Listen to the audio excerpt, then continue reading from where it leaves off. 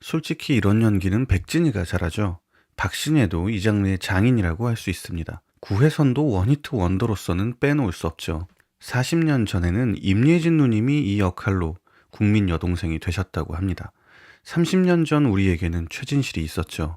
20년 전만 해도 이쪽 분야의 레전드는 김희선이었습니다. 그리고 10년 전에는 송혜교였습니다. 그러니까 이쪽 말고 이쪽 연기 말입니다. 오버다 싶을 정도로 활기차고 근본 없이 낙관적이며 가진 것이 없이 가난하고 대학이며 유학이며 변변한 스펙 하나 없지만 꿈은 높은 청년의 가장 큰 무기는 낙천적 성격과 환한 미소죠. 부서지는 햇빛 아래 활짝 웃는 싱그러운 얼굴만 보고 있어도 기분이 좋아집니다. 상대 역의 연기는 제가 보기에 10년이 넘도록 이 남자를 따라올 사람이 없습니다. 우리나라 드라마의 역사를 보아도 가히 독보적이죠. 연기도 연기지만 연기 폭에서도 그렇습니다. 한동안 이 사람이 왕좌를 계승하려나 했는데 앞으로는 이 소년이 현빈의 뒤를 잇게 될 것이 유력합니다만 아직까지는 역부족이라고 할 수 있습니다. 공유도 아니고 강지환은 더 아니며 이병헌이나 소지섭도 아닙니다. 무례한 재벌은 10년 넘게 여전히 현빈이 베스트죠. 헌데 백진이는 기름통 앞에서 닭튀기랴 개진상 남자 사람 만들랴 무척이나 바쁘고 박신혜는 쿠바가 아닌 스페인의 햇빛 아래서 환한 미소를 지으며 기타를 치고 있습니다. 그리고 바로 옆에 그 현빈이 있죠. 아나무인의 태도로 말이죠. 우연인지 필연인지 지금 현재 재벌과 캔디의 로맨틱하고 코미컬한 사랑 이야기에 특화된 배우들이 모두 바쁩니다. 그래서 결론은 역할 바꾸기였나 봅니다. 현존 20대 중 최고의 꽃미남의 훈훈하고 순수한 미소와 부자 같은 분위기라면 현빈 저리 가라 할 정도의 말투마저 묘하게 현빈 느낌이 나는 누가 봐도 성공한 사람의 풍모가 풍기는 송혜교가 만난 거죠. 다 가진 30대 재벌과 가진 것 하나 없는 20대 청년의 사랑 이야기. 얼마면 되냐는 질문부터 애기야 가자를 넘어 사랑이 돌아오기도 하고 바람과 흰 천만 있으면 어디든 갈 수 있다고 호기를 부려보기도 하고 고등학생들이 되바라져서 연애 노름도 했다가 이 여자가 나에게는 전도연이고 김태희라고 거짓말도 해보고 사실 하지원이 뭐 꿀리는 건 아니잖아요. 김비서가 왜 사표를 냈을까 궁금해하기도 하다가 급기야는 남녀가 바뀌었습니다. 네, 몸이 바뀐 게 아니라 역할이 바뀌었습니다. 역할이 바뀌었는데 몸이 바뀐 것 같은 느낌도 듭니다. 이유가 뭘까요? 먼저 말씀드리자면 저는 드라마에 등장하는 재벌과 가난뱅이의 사랑에 있어서 꼭 재벌은 나이 많은 남자여야 하고 가난뱅이는 어린 여자여야 한다고 생각하지 않습니다. 남성이 여성보다 경제활동에 훨씬 더 많이 참여하던 시절이 다 끝나지는 않았습니다만 그리고 실제로 남성 재벌 경영인 비율이 여성보다 많은 것도 사실이지만 최소한 드라마에서라도 이제 그 거만한 잘난 채 쩌는 왕관을 벗을 때도 됐어요. 반대로 그 거만하고 잘난 왕관을 여자가 쓸 때도 됐죠. 이런 역전은 불편한 게 아니고 반가운 겁니다. 그러나 정치적으로 올바른 것과 드라마의 완성도는 평가 기준이 다른 것도 사실이죠. 재벌 2세와 평범한 사람의 사랑 이야기는 한국 드라마를 특징 지어주는 소재 중 하나임은 분명합니다. 다른 하나는 막장인데 이 두 소재는 손쉽게 결합하기도 하죠. 이 드라마 역시 마찬가지입니다.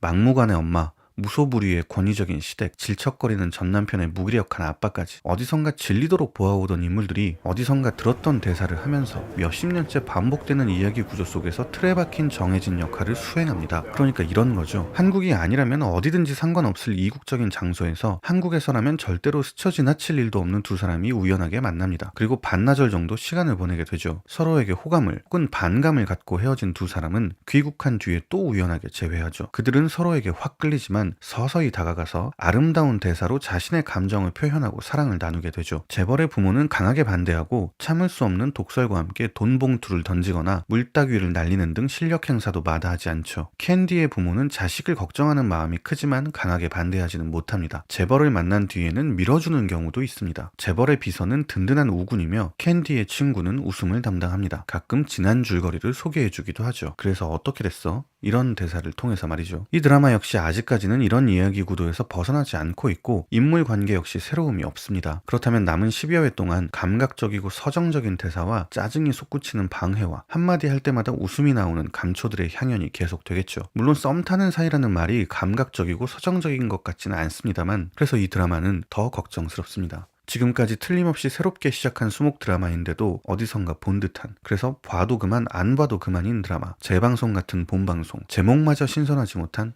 남자친구였습니다. 그래도 이렇게 끝나기는 뭔가 아쉬우니까 조금만 더 얘기를 해볼까요? 이 드라마가 파리의 연인이나 천국의 계단 같은 2000년대 초반의 드라마에서 단 한 발자국도 발전하지 못한 진부함의 극치를 달리는 드라마이기는 하지만 그 시절의 드라마와 다른 점도 분명히 있습니다.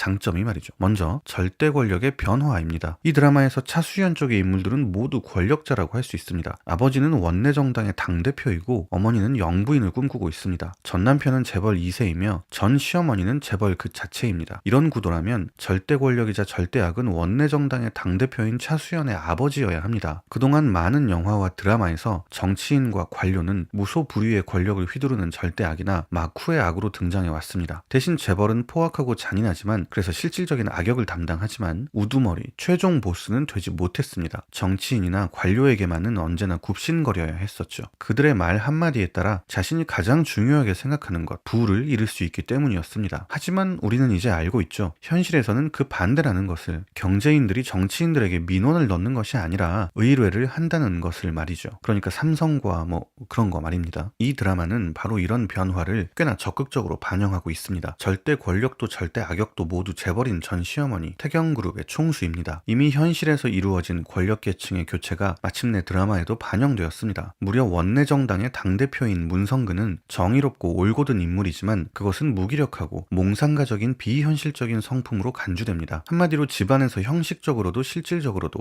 권위가 없습니다. 정치 지형에서도 마찬가지입니다. 태경그룹이 원하는 경제 개편이 마음에 들지 않지만 저항할 힘도 수단도 없습니다. 그저 입을 삐죽거리고 있을 뿐이죠. 하지만 이 변화는 사회적 변화를 드라마가 뒤늦게 따라가고 있는 것이지 드라마의 서사 안에서 달성한 성과는 아닙니다. 게다가 악역의 직업이 바뀌었다 뿐이지 이 악역들이 내뱉는 독설들도 밉살스러운 행동들도 얍삽한 음모와 음해까지 기존 드라마에서 등장했던 악역들이 했던 것을 그대로 반복하고 있을 뿐입니다. 그러니까 이 사람과 이 사람 그리고 이 사람과 이 사람이 뭐가 다른 거죠? 도대체 악역이 정치인이든 경제인이든 시어머니이든 친정어머니이든 천사든 악마든 까만 고양이든 흰 고양이든 무슨 차이가 있습니까? 직업만 다를 뿐 언행에는 차이가 없는데 말이죠. 결정적으로 이 드라마가 다른 드라마와 다른 점은 아무래도 기존 성역할의 역전이겠죠. 재벌이 여자고 캔디가 남자인 바로 그 점 말입니다. 하지만 작품의 주된 무대인 동화호텔에서도 사정은 마찬가지입니다. 사장인 차수연도 그녀의 오른팔인 수석비서도 박보검이 소속된 홍보팀의 부장도 모두 여자입니다. 그건 좋습니다. 바람직한 현상이죠. 문제는 이들 관리자와 경영자가 모두 여성이지만 여성의 장점이나 여성만이 갖는 특징이 회사 경영에 나타나지는 않습니다. 틀림없이 여성이 남성보다 사회적으로 더 경험이 많고 능력도 뛰어난 세계를 그리고 있는 것 같은데 자세히 보면 그 반대인 게 바로 이 드라마입니다. 심지어 극중 남자 과장은 여자 부장을 대놓고 무시해요. 그리고 남성인 이사의 명령만 따를 뿐입니다. 극중 송혜교는 동화호텔을 이혼 당시 위자료로 받았습니다. 그리고 망해가던 호텔을 전국 최고의 호텔로 탈바꿈시키죠. 헌데 송혜교가 극중에서 하는 일이 별로 없습니다. 호텔에 그림을 전시하기로 약속한 화가가 말을 바꾸자 화가가 있는 속초까지 찾아가서 설득하는 일을 하는데 이런 일이 과연 한 호텔의 최고 경영인이 할 일인지 모르겠지만 이 역시 자신은 해결하지 못합니다. 대신 전 남편이 말 한마디로 해결해주죠. 박보검과 스캔들이 터졌을 때 역시 마찬가지입니다. 스캔들의 진위 여부에 대해 추궁을 당했을 때 송혜교는 그리고 그 옆에 서 있던 비서 역시 아무 말 못하고 얼어붙어 있습니다. 이 위기에서 송혜교를 구해준 이는 사회 초년생 박보검입니다. 기실 이 드라마에서 송혜교는 스스로 하는 일이 할 수 있는 일도 아무것도 없습니다. 모두 남자들이 대신 해결해주죠. 더 문제는 스스로 뭔가 하려는 적극성조차 발견할 수 없다는 데 있습니다. 혼자 힘으로 박보검에게 가는 것도 힘들어서 아버지의 친구인 남 실장이 데려다주죠. 참는 건 잘한다는데 박보검에게 쉽게 넘어가는 걸 보면 그런 것 같지도 않습니다. 사랑에 있어서도 마찬가지입니다. 먼저 다가가는 것도 남자, 먼저 헤어져 주는 것도 남자, 프로포즈도 남자가, 데이트 신청도 남자가, 밤에 불쑥 찾아오는 것도 남자가, 전화번호도 남자가, 연락하라고 말하는 것도 남자가, 모두 남자가 리드하죠. 이 드라마에서 송혜교는, 아니 차수연은 마치 예쁜 꽃과 같습니다. 결국 박보검이 맡은 김진혁은 재벌인 태강그룹과 차수연의 어머니로부터 모진 고통을 당하겠죠. 거기서 진혁을 지켜줄 수 있는 존재는 차수연밖에 없습니다. 차수연은 그 악인들과 동등한 힘을 갖고 있으니까요. 하지만 과연 진정으로 차수연은 김진혁을 지킬 능력이 있을까요? 그녀에게 닥친 문제의 거의 대부분을 해결해주는 건 차수연의 전 남편입니다. 나머지 문제는 김진혁이 어떻게든 해보고자 낑낑대죠. 차수연은 그 사이에서 억울해하고 슬퍼하고 때로 감동하며 웃었다가 울먹일 뿐입니다. 이민호와 박신혜가, 이민호와 구혜선이, 이종석과 한효주가, 김우빈과 수지가, 현빈과 하지원이 그랬듯이 말이죠. 차수연은 이민호, 이종석, 김우빈, 현빈의 역할을 차지하고 있으면서도 박신혜, 구혜선, 한효주, 수지, 하지원의 행동밖에 할 줄 아는 게 없습니다. 기존 미디어에서 묘사했던 남자와 여자의 성역할에 아무런 변화를 주지 않을 거라면 왜 굳이 작가는 여자를 재벌로, 남자를 캔디로 기존의 직업을 바꿨을까요? 도대체 이게 서사에 혹은 사회적으로 무슨 의미와 역할이 있는 걸까요? 그저 아직도 미모의 빛을 잃지 않은 송혜교와 보기만 해도 속이 후련해지는 미모가 절정을 달리고 있는 박보검을 한 화면에 보여주기 위함인가요? 그렇다면 그냥 짤을 합성하는 게 낫지 않겠습니까? 저는 이 드라마가 갖고 있는 이 고리타분하고 고지식한 감수성이 답답합니다. 그래서 이 드라마에는 희망이 없습니다. 재미는 있을지라도 말이죠. 결국 송혜교는 예쁘고 박보검도 예쁘다는 사실만을 다시금 깨닫게 해주는 드라마, 쿠바 비행기표를 알아보게 만든 게 최고의 성과인 드라마. 사실 그게 주된 의도 중 하나인지도 모르죠. 지금까지 남자친구였습니다. 끝까지 시청해주신 여러분 감사합니다. 이번 주에도 재밌는 드라마 많이 보시기 바랍니다. W였습니다.